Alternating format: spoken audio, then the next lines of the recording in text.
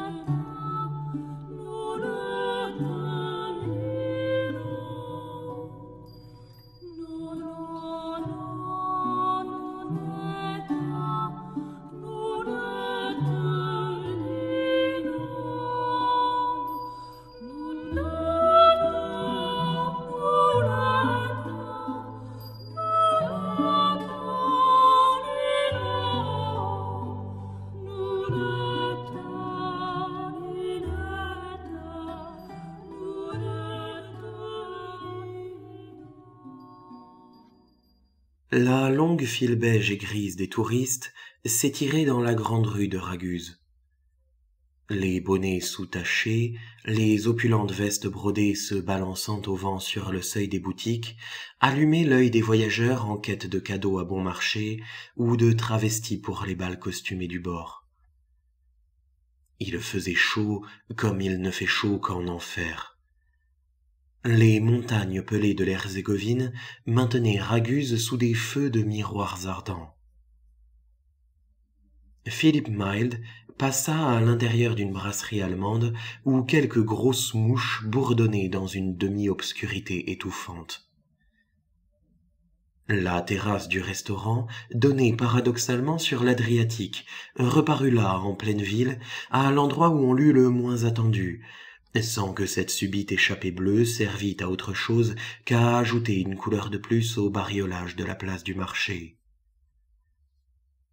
Une puanteur montait d'un tas de détritus de poissons que nettoyaient des mouettes presque insupportablement blanches. Aucun souffle ne provenait du large. Le compagnon de cabine de Philippe, l'ingénieur Jules Boutrin, buvait attablé à un guéridon de zinc, à l'ombre d'un parasol couleur feu qui ressemblait de loin à une grosse orange flottant sur la mer. « Racontez-moi une autre histoire, vieil ami, » dit Philippe en s'affalant lourdement sur une chaise. « J'ai besoin d'un whisky et d'une histoire devant la mer. L'histoire la plus belle et la moins vraie possible, et qui me fasse oublier les mensonges patriotiques et contradictoires des quelques journaux que je viens d'acheter sur le quai. Les Italiens insultent les Slaves les Grecs, les Allemands les Russes, les Français l'Allemagne et presque autant l'Angleterre. Tous sont raison, j'imagine. Parlons d'autre chose. Qu'avez-vous fait hier à Scutari, où vous étiez si curieux d'aller voir de vos yeux je ne sais quelle turbine ? Rien, dit l'ingénieur. À part un coup d'œil à d'incertains travaux de barrage, j'ai consacré le plus clair de mon temps à chercher une tour. J'ai entendu tant de vieilles femmes serbes me raconter l'histoire de la tour de Scutari que j'avais besoin de repérer ces briques ébréchées et d'inspecter s'il ne s'y trouve pas, comme on l'affirme, une traînée blanche. Mais le temps, les guerres et les paysans du voisinage, soucieux de consolider les murs de leur ferme, l'ont démoli pierre à pierre, et son souvenir ne tient debout que dans les contes. À propos, Philippe, êtes-vous assez chanceux pour avoir ce qu'on appelle une bonne mère ? Quelle question, fit négligemment le jeune Anglais. Ma mère est belle, mince, maquillée, dure comme la glace d'une vitrine. Que voulez-vous encore que je vous dise ? Quand nous sortons ensemble, on me prend pour son frère aîné. C'est ça, vous êtes comme nous tous. Quand je pense que des idiots prétendent que notre époque manque de poésie, comme si elle n'avait pas ses surréalistes, ses prophètes, ses stars de cinéma et ses dictateurs. Croyez-moi, Philippe, ce dont nous manquons, c'est de réalité. La soie est artificielle, les nourritures détestablement synthétiques ressemblent à ces doubles d'aliments dont on gave les momies, et les femmes stérilisées contre le malheur et la vieillesse ont cessé d'exister. Ce n'est plus que dans les légendes des pays à demi barbares qu'on rencontre encore ces créatures riches de lait et de larmes dont on serait fier d'être l'enfant. Où ai-je entendu parler d'un poète qui ne pouvait aimer aucune femme parce qu'il avait dans une autre vie rencontré Antigone? Un type dans mon genre. Quelques douzaines de mères et d'amoureuses, depuis Andromaque jusqu'à Griselda, m'ont rendu exigeant à l'égard de ces poupées incassables qui passent pour la réalité. Isolde pour maîtresse, et pour seule sœur la belle Aude. Oui, mais celle que j'aurais voulu pour mère est une toute petite fille de la légende albanaise, la femme d'un jeune roitelet de Parisis. Ils étaient 3 frères, et ils travaillaient à construire une tour d'où ils pussent guetter les pillards turcs. Ils s'étaient attelés eux-mêmes à l'ouvrage, soit que la main-d'œuvre fût rare ou chère, ou qu'en bons paysans ils ne se fiassent qu'à leurs propres bras, et leurs femmes venaient tour à tour leur apporter à manger. Mais chaque fois qu'ils réussissaient à mener assez bien leur travail pour placer un bouquet d'herbes sur la toiture, le vent de la nuit et les sorcières de la montagne renversaient leur tour comme Dieu fit crouler Babel. Il y a bien des raisons pour qu'une tour ne se tienne pas debout, et l'on peut inculper la maladresse des ouvriers, le mauvais vouloir du terrain ou l'insuffisance du ciment qui lie les pierres. Mais les paysans serbes, albanais ou bulgares ne reconnaissent à ce désastre qu'une seule cause. Ils savent qu'un édifice s'effondre si l'on n'a pas pris soin d'enfermer dans son soubassement un homme ou une femme dont le squelette soutiendra jusqu'au jour du jugement dernier cette pesante chair de pierre. À Arta, en Grèce, on montre ainsi un pont où fut emmurée une jeune fille. Un peu de sa chevelure sort par une fissure et pend sur l'eau comme une plante blonde. Les 3 frères commençaient à se regarder avec méfiance et prenaient soin de ne pas projeter leur ombre sur le mur inachevé, car on peut, faute de mieux, enfermer dans une bâtisse en construction ce noir prolongement de l'homme qui est peut-être son âme, et celui dont l'ombre est ainsi prisonnière meurt comme un malheureux atteint d'un chagrin d'amour. Le soir, chacun des 3 frères s'asseyait donc le plus loin possible du feu, de peur que quelqu'un ne s'approche silencieusement par derrière, ne jette un sac de toile sur son ombre et ne l'emporte à demi étranglé comme un pigeon noir. Leur ardeur au travail mollissait, et l'angoisse, et non plus la fatigue, baignait de sueur leur front brun. Un jour, enfin, l'aîné des frères réunit autour de lui ses cadets et leur dit « Petits frères, frères par le sang, le lait et le baptême, si notre tour reste inachevée, les Turcs se glisseront de nouveau sur les berges de ce lac, dissimulés derrière les roseaux. Ils violeront nos filles de ferme, ils brûleront dans nos champs la promesse du pain futur, ils crucifieront nos paysans aux épouvantails dressés dans nos vergers, et qui se transformeront ainsi en appâts pour les corbeaux. Mes petits frères, nous avons besoin les uns des autres, et il n'est pas question pour le trèfle de sacrifier une de ces 3 feuilles. Mais nous avons chacun une femme jeune et vigoureuse, dont les épaules et la belle nuque sont habituées à porter les fardeaux. Ne décidons rien, mes frères, laissons le choix au hasard, cet homme de paille de Dieu. Demain, à l'aube, nous saisirons pour l'emmurer dans les fondations de la tour celle de nos femmes qui viendra ce jour-là nous apporter à manger. Je ne vous demande qu'un silence d'une nuit, ô mes puinés, et n'embrassons pas avec trop de larmes et de soupirs celle qui, après tout, à 2 chances sur 3 de respirer encore au soleil couchant. Il lui était facile de parler ainsi, car il détestait en secret sa jeune femme et voulait s'en débarrasser pour prendre à sa place une belle fille grecque qui avait les cheveux roux. Le second frère n'éleva pas d'objection, car il comptait bien prévenir sa femme dès son retour, et le seul qui protesta fut le cadet, car il avait l'habitude de tenir ses serments. Attendri par la magnanimité de ses aînés, qui renonçaient en faveur de l'œuvre commune à ce qu'ils avaient de plus cher au monde, il finit par se laisser convaincre et promit de se taire toute la nuit. Ils rentrèrent au camp à 7 heures du crépuscule, où le fantôme de la lumière morte hante encore les champs. Le second frère gagna sa tente de fort méchante humeur et ordonna rudement à sa femme de l'aider à ôter ses bottes. Quand elle fut accroupie devant lui, il lui jeta ses chaussures en plein visage et déclara : « Voici 8 jours que je porte la même chemise, et dimanche viendra sans que je puisse me parer de linge blanc. Maudite fainéante, demain dès la pointe du jour, tu iras au lac avec ton panier de linge, et tu y resteras jusqu'à la nuit, entre ta brosse et ton battoir. Si tu t'en éloignes de l'épaisseur d'une semelle, tu mourras. » Et la jeune femme promit en tremblant de consacrer la journée du lendemain à la lessive. L'aîné rentra chez lui bien décidé à ne rien dire à sa ménagère dont les baisers l'excédaient et dont il n'appréciait plus la pesante beauté. Mais il avait une faiblesse, il parlait en rêve.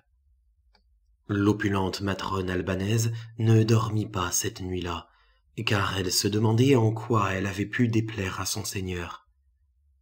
Soudain, elle entendit son mari grommeler en tirant à lui la couverture.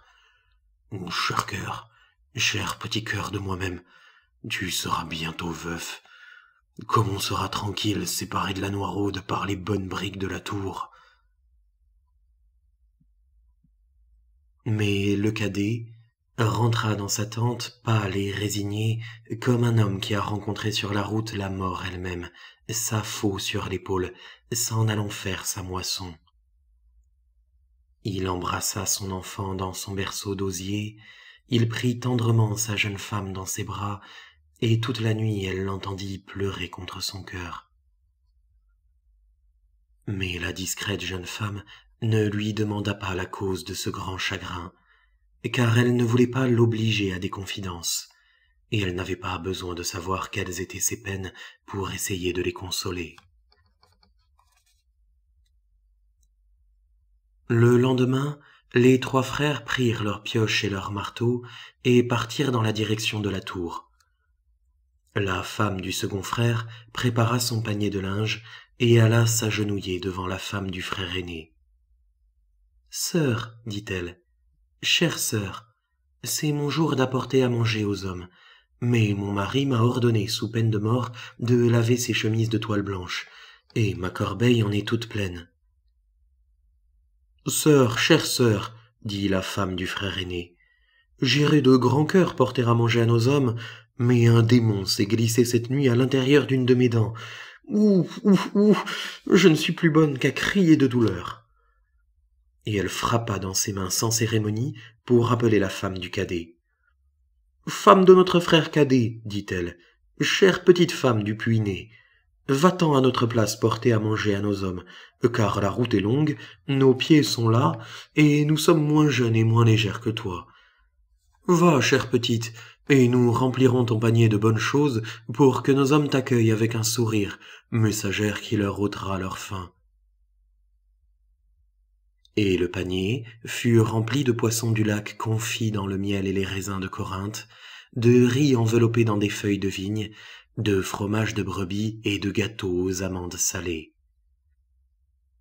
La jeune femme remit tendrement son enfant entre les bras de ses 2 belles sœurs et s'en alla le long de la route, seule, avec son fardeau sur la tête et son destin autour du cou comme une médaille bénite, invisible à tous, sur laquelle Dieu lui-même aurait inscrit à quel genre de mort elle était destinée et à quelle place dans son ciel. Quand les 3 hommes l'aperçurent de loin, petite figure encore indistincte, ils coururent à elle, les 2 premiers inquiets du bon succès de leur stratagème, et le plus jeune priant Dieu. L'aîné ravala un blasphème en découvrant que ce n'était pas sa noiraude, et le second frère remercia le Seigneur à haute voix d'avoir épargné sa lavandière. Mais le cadet s'agenouilla, entourant de ses bras les hanches de la jeune femme, et en gémissant, lui demanda pardon. Ensuite, il se traîna aux pieds de ses frères et les supplia d'avoir pitié. Enfin, il se releva et fit briller au soleil l'acier de son couteau. Un coup de marteau sur la nuque le jeta tout pantelant sur le bord du chemin. La jeune femme épouvantée avait laissé choir son panier, et les victuailles dispersées allèrent réjouir les chiens du troupeau. Quand elle comprit de quoi il s'agissait, elle tendit les mains vers le ciel.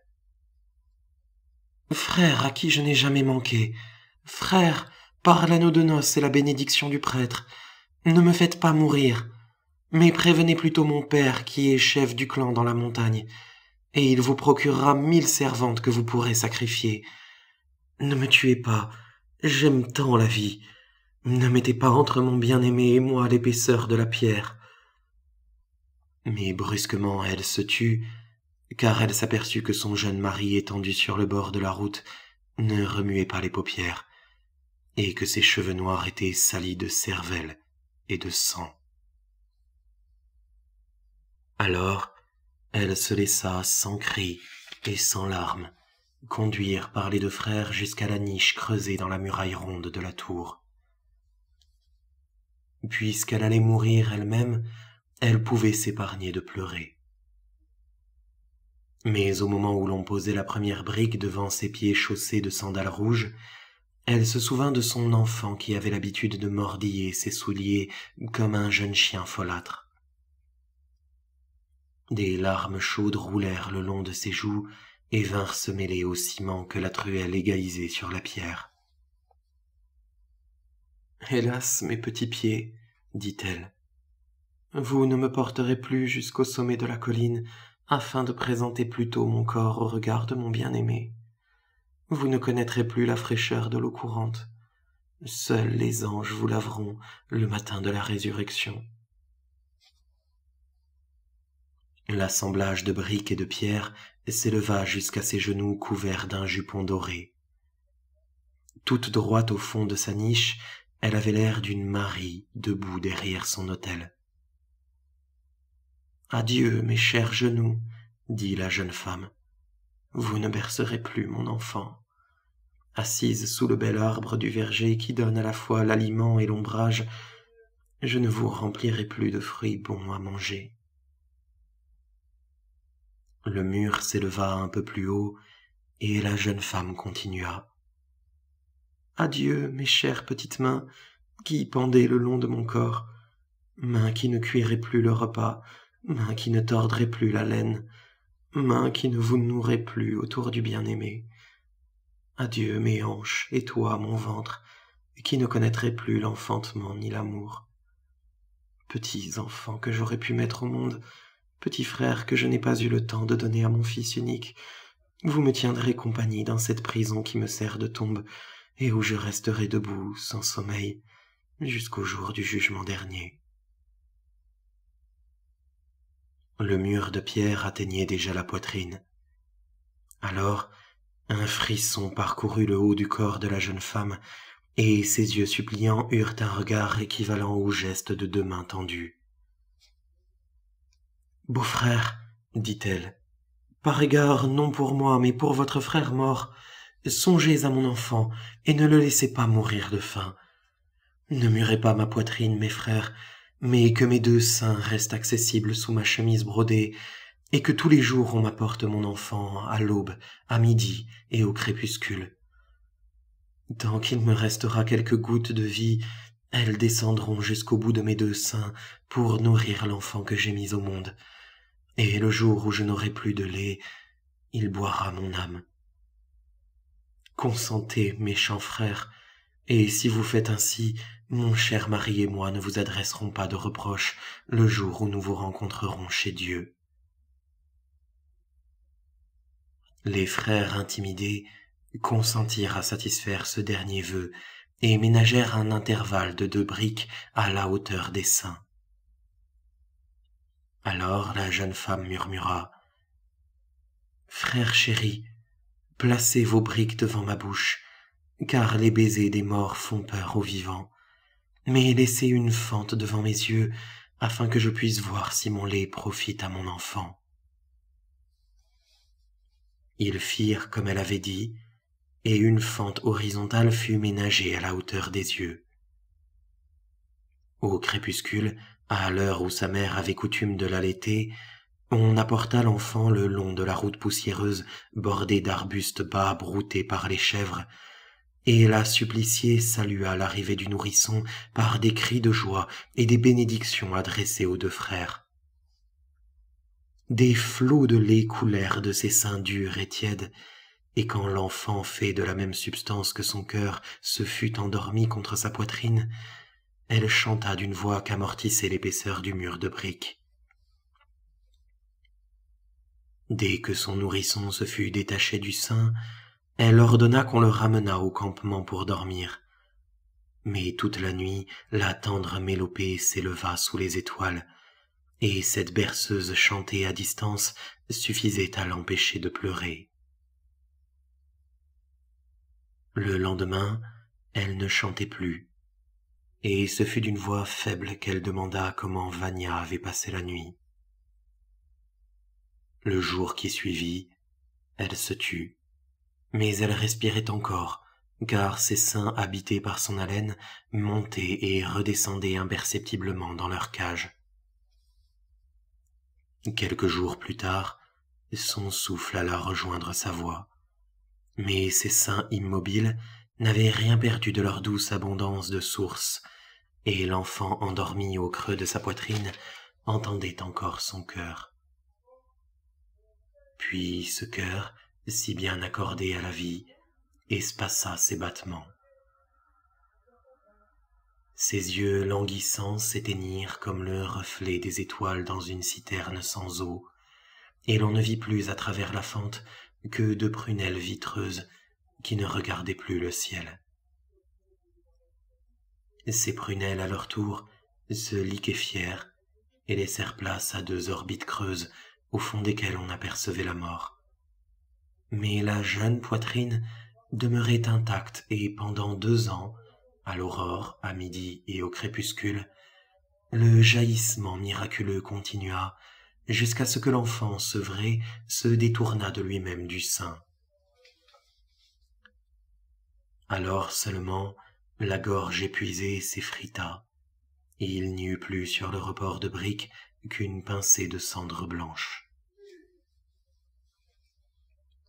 Pendant quelques siècles, les mères attendries vinrent suivre du regard le long de la brique roussie les rigoles tracées par le lait merveilleux. Puis la tour elle-même disparut, et le poids des voûtes cessa de s'appesantir sur ce léger squelette de femme. Enfin, les os fragiles mêmes se dispersèrent, et il ne reste plus ici qu'un vieux Français grillé par cette chaleur d'enfer qui rabâche au premier venu cette histoire digne d'inspirer au poète autant de larmes que celle d'Andromaque. À ce moment, une gitane couverte d'une crasse effroyable et dorée s'approcha de la table où s'accoudaient les 2 hommes. Elle tenait entre ses bras un enfant dont les yeux malades disparaissaient sous un bandage de loques. Elle se courba en 2 avec l'insolente servilité qui n'appartient qu'aux races misérables et royales, et ses jupons jaunes balayèrent la terre. L'ingénieur l'écarta rudement, sans se soucier de sa voix qui montait du ton de la prière à celui de la malédiction. L'Anglais la rappela pour lui faire l'aumône d'1 dinar. « Qu'est-ce qui vous prend, vieux rêveur » dit-il avec impatience. Ces seins et ces colliers valent bien ceux de votre héroïne albanaise, et l'enfant qui l'accompagne est aveugle. Je connais cette femme, répondit Jules Boutrin. Un médecin de Raguse m'a raconté son histoire. Voici des mois qu'elle applique sur les yeux de son enfant de dégoûtants emplâtres qui lui enflamment la vue et apitoient les passants. Il y voit encore, mais il sera bientôt ce qu'elle souhaite qu'il soit, un aveugle. Cette femme aura alors son gagne-pain assuré et pour toute la vie, car le soin d'un infirme est une profession lucrative. Il y a mère et mère.